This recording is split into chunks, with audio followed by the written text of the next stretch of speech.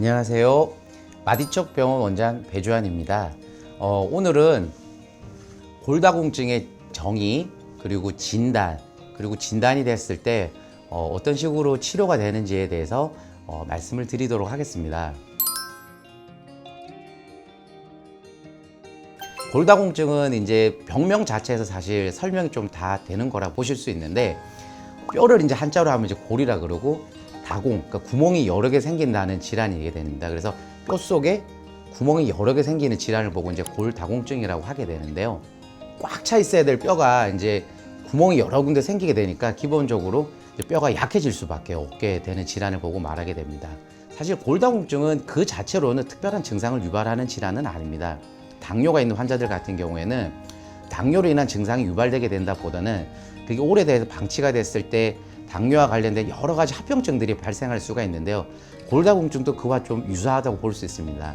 뼈가 약해지다 보니까 외상에 의해서 쉽게 골절이 발생하는 그런 문제를 야기하게 됩니다.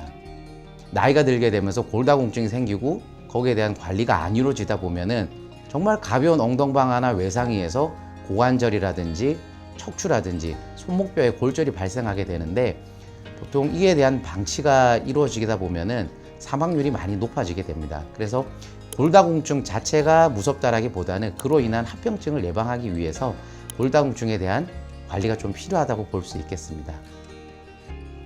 그럼 주로 어떤 분들이 골다공증이 발생하는지에 대해서 말씀을 드리겠습니다. 기본적으로 이제 골다공증은 퇴행성 질환이라고 볼 수 있습니다. 그러니까 쉽게 설명하면은 나이가 들면은 정도의 차이는 있을 수 있지만은 누구나 다 생길 수 있다는 거죠. 남자가 그럴 수도 있고 여자가 그럴 수도 있고. 근데 특히 고령의 여성 환자분들이 많은 이유가 뭐냐면은 폐경 시기가 지나게 되면은 호르몬 영향으로 인해서 골다공증이 좀 급속히 발생을 하게 됩니다.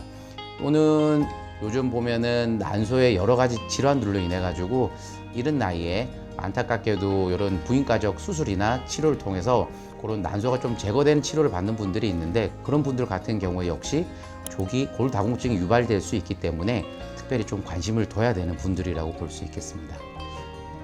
그럼 병원에 환자분들께서 내원을 하셨을 때 어떤 검사를 통해서 진단을 할 수 있는지에 대해서 말씀을 드리도록 하겠습니다. 골다공증이 일단 의심이 되는 나이 그리고 그런 이제 위험 인자를 가지고 있는 환자분들이 오시게 되면은요, DX레이에서 엑스레이 검사를 통해 가지고 간단히 골다공증 수치를 체크해 볼 수 있습니다. 0을 기준으로 해서 플러스가 될수록 뼈가 좀 건강하고 딱딱한 뼈라고 보시면 되고요. 마이너스일수록 뼈가 조금 더 약한 뼈라고 볼 수 있습니다. 그래서 마이너스 1 이하부터 이제 보통 골감소증이라 부르게 되고요.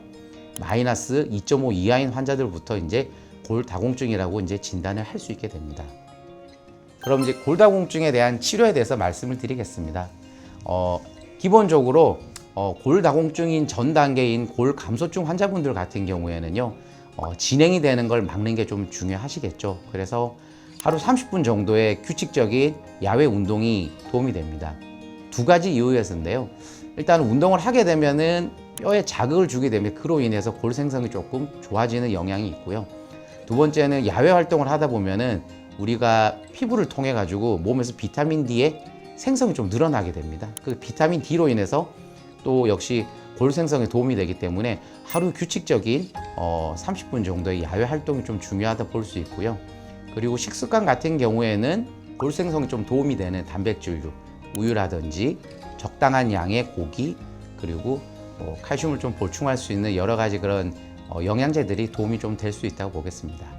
골다공증으로 진단이 된 환자분들 같은 경우에는 골다공증의 진행을 멈출 수 있는 약도 있고요.